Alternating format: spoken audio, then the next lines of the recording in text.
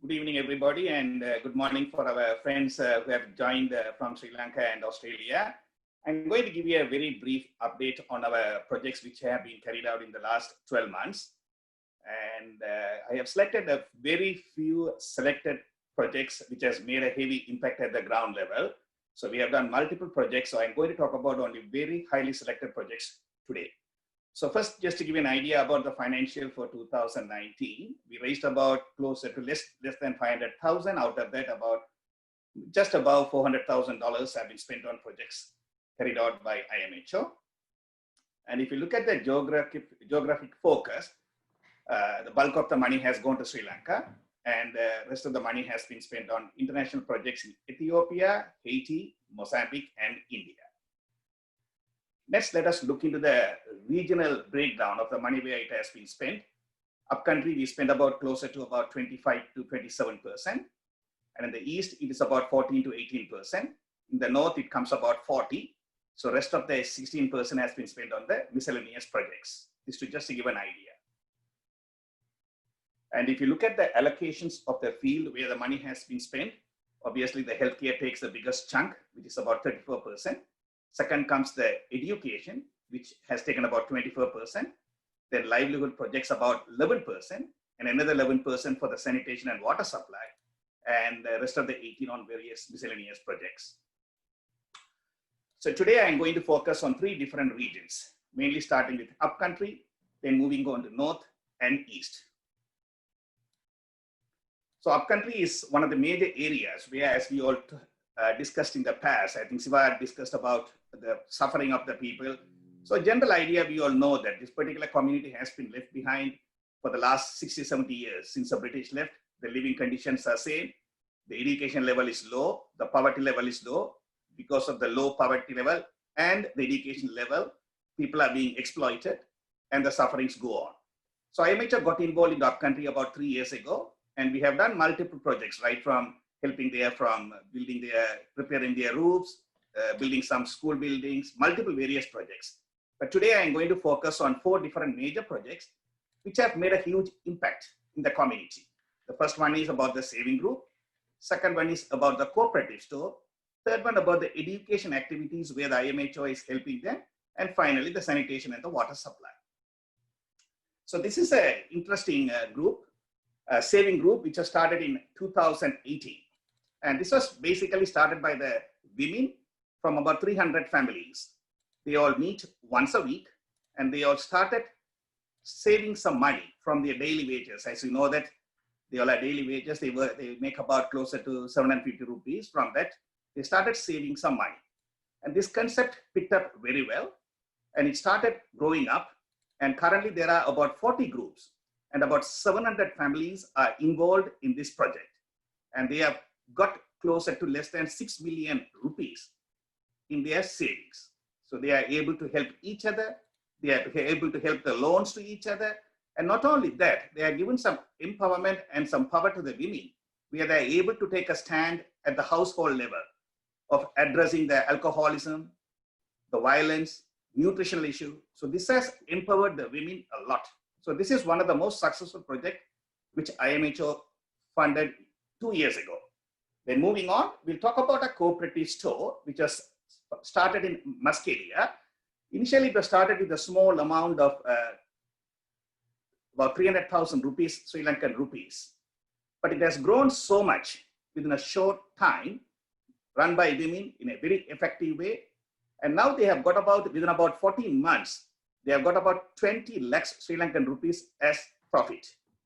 It is very self-sufficient, very successful. And now they are looking into going for some registration and even looking into starting a small corporate bank. And not only that, in the most recent COVID-19 pandemic, they were able to help about 1,000 families with free dry rations and another 1,000 families with a small amount of 3,000 rupees for each and every family. So this has really empowered the community. And with the success, they are looking into expanding and starting more branches. Third one, education. I'm going to target on reading groups, then in the mid-school and the high school level, then we'll briefly touch about the university entrance. So in the reading group, this was initially started in a small level, for the preschool kids. And then it started becoming popular, and most of the kids anywhere from grade 1 to grade 5 are involved. This has basically made them to get a habit of reading. And not only that, it has improved their knowledge, and it has made them to increase their literacy rate as well. So currently there are about 700 students, and most of the kids' literacy rate have been improving over the last 12 months. Then moving on, we are supporting some staff, about 15 teachers and 10 preschool teachers, giving some after-school extra tuition for these kids. And it is very important to know that upcountry, as Siva said earlier, education with O-level has stopped for multiple reasons. One of the reasons has been finances as well. And I think it has been mentioned already that about $2,500 is being given for the A-level kids, which makes them to travel to from their home to the schools, as well as for their tuition fee and for the extra pocket expenses.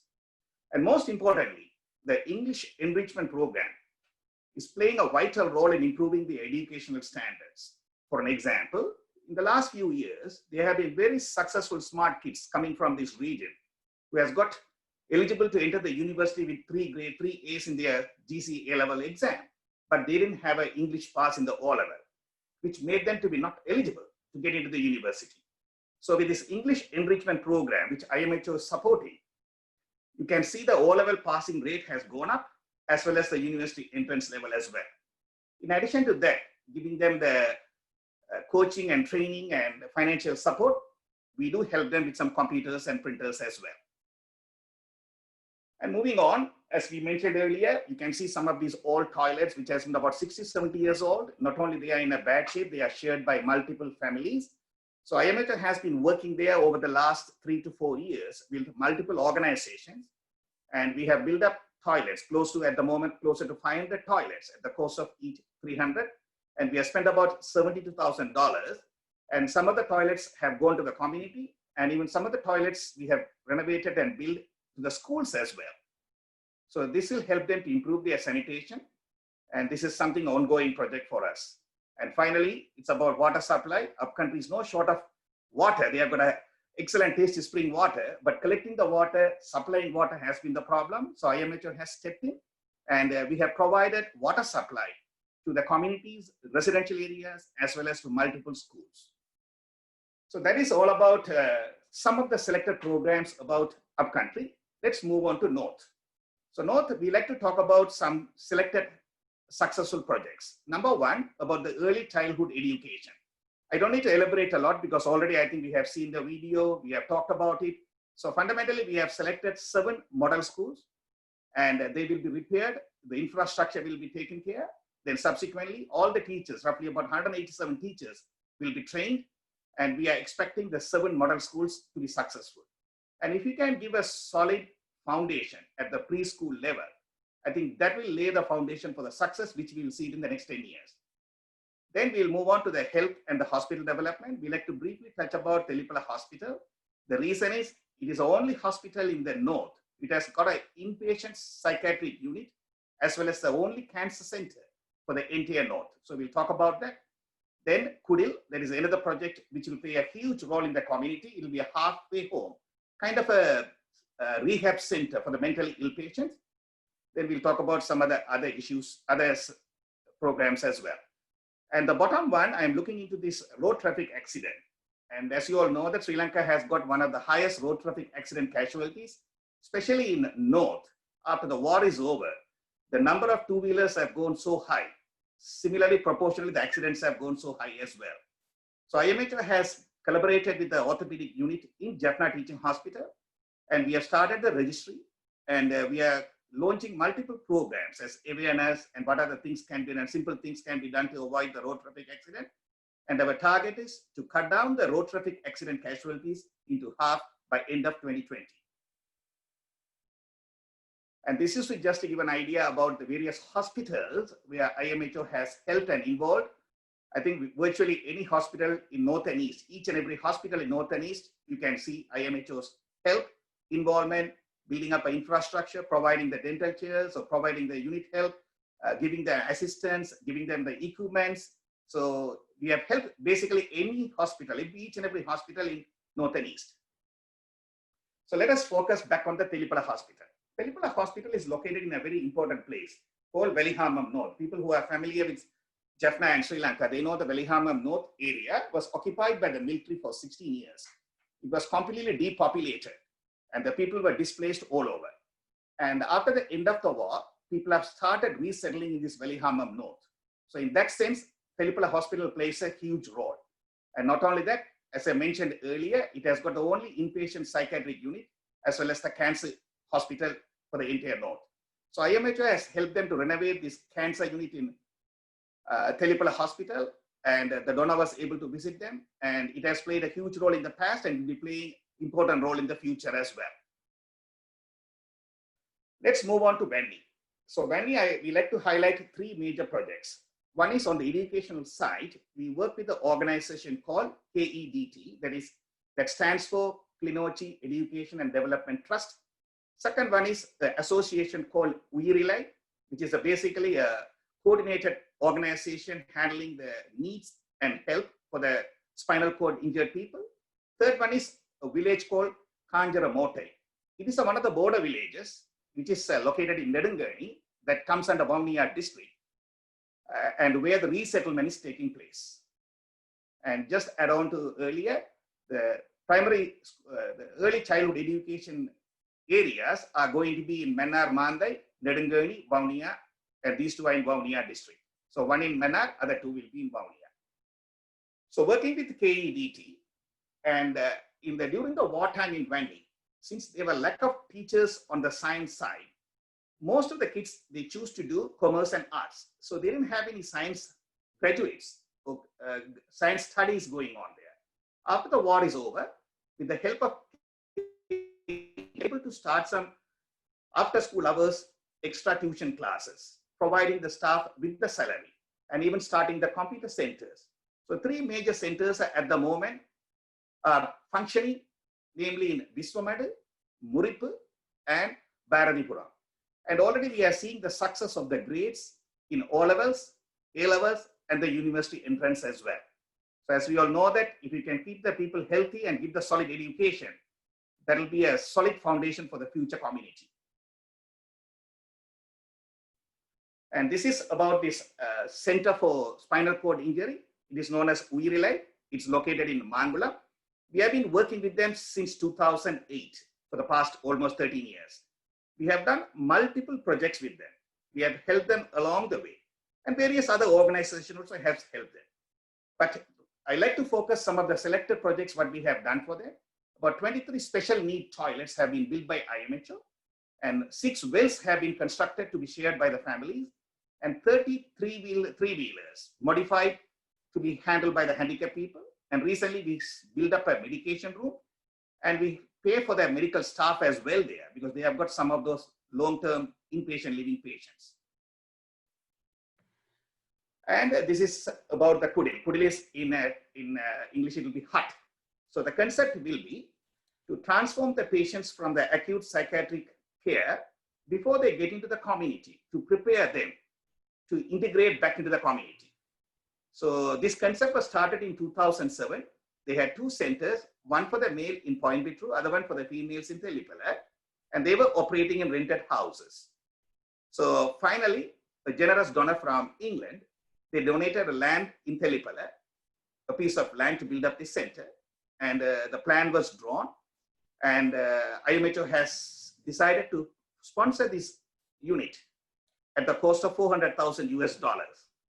And it has been in the early stages, everything is ready, but COVID-19 has pushed a little bit on the initial project beginning, and it will consist about 20 sub-units or semi-hut areas where you can accommodate about 20 to 25 patients, about 6 to 9 months time, with 10 permanent staff and the visiting social service workers and the psychiatrist. And the cost of this building, $400,000, has been given by a single donor family in US. And this is the border village I was talking about, Kanjaramotai. And about 3 years ago, this village was at that point was completely destroyed. Before the war, about 110 families lived here. And after the war, and during the war, the people got displaced to Vavuniya, and subsequently most of them moved to the refugee camps in Tamil Nadu. And after the war is over, about 30 families decided to come back and claim their land. But when they came, they didn't have any basic facilities, so basic needs. So in the beginning, about 3 years ago, IMHO decided to give them about 10,000 rupees for a family for 3 months' time. And subsequently, the housing board has given some money for them to build some houses. And we have decided to build them their necessary toilets and the wells and the solar power to project the electricity. And most of them will be on the agriculture-based industry. And there is a school for the kids as well in the nearby village where the schools kids are able to attend. So we hope this village can be a self-sufficient village in the next couple of years. Dr. Raghu, so if you don't mind, can I interrupt for 30 seconds? Sure. So, we have good news here is that we already reached $31,550. That means we have crossed our $30,000 mark to get our matching here, another $30,000. I just want to share quickly here. Excellent. Okay. So hope by the end of this presentation, we'll have another 30 there. Another 30, yeah. Thank you. All right. So we talked about the upcountry. We discussed about north. Let us focus about the east. So like most of the parts of Sri Lanka, east does have these most underserved backward areas. But when we say as backward, they are really, really backwards. And the people didn't have any access for the healthcare. So even going back, when IMHO was founded in 2004, our focus was to build up primary care centers. So we have been working in this area from 2004. And now we have got 4 clinics. We'll talk about it as we move on.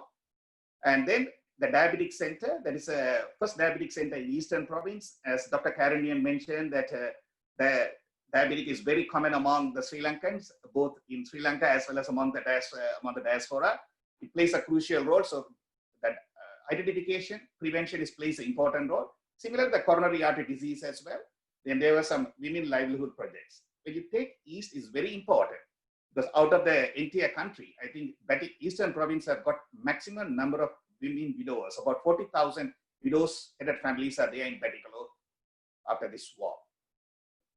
So these are the mobile clinics which is funded by IMHO, Panchenai, Kulavadi, Pulipanjahal, and Vahaneri. This is an interesting story on this Panchenai and Kulavadi.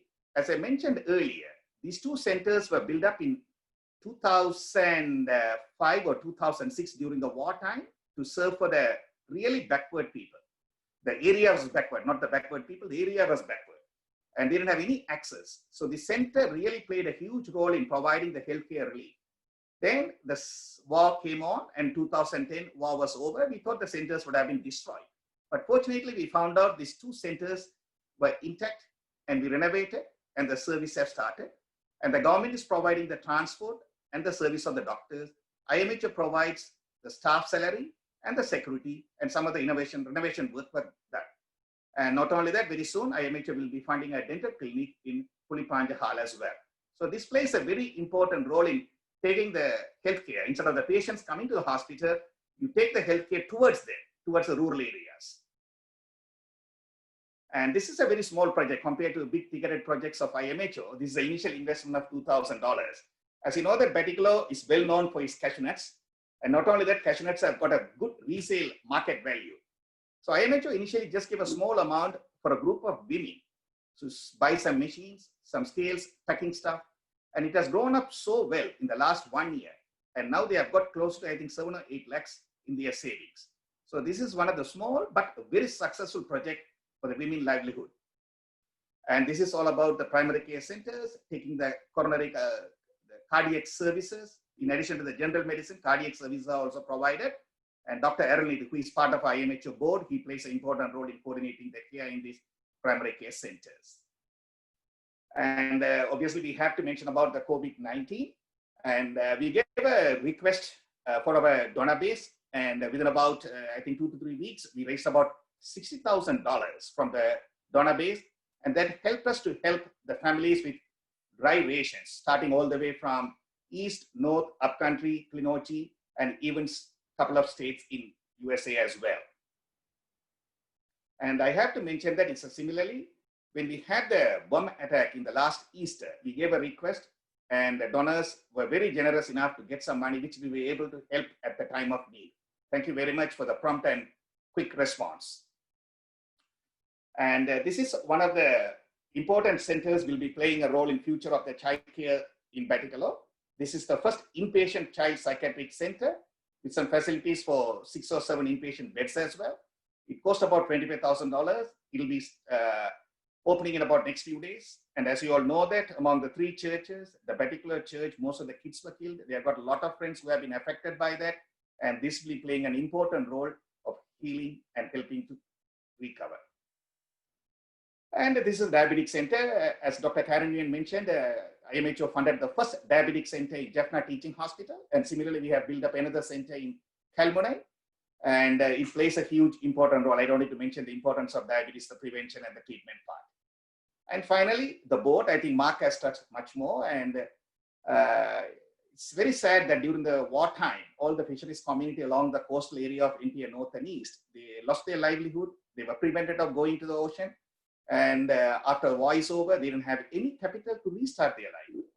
So IMHO, with a couple of other organizations, we got involved and we gave the boards, engine, nets. And I think Mark has gone in detail.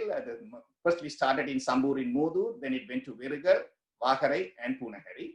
And so far, IMHO was able to help about 40 boards.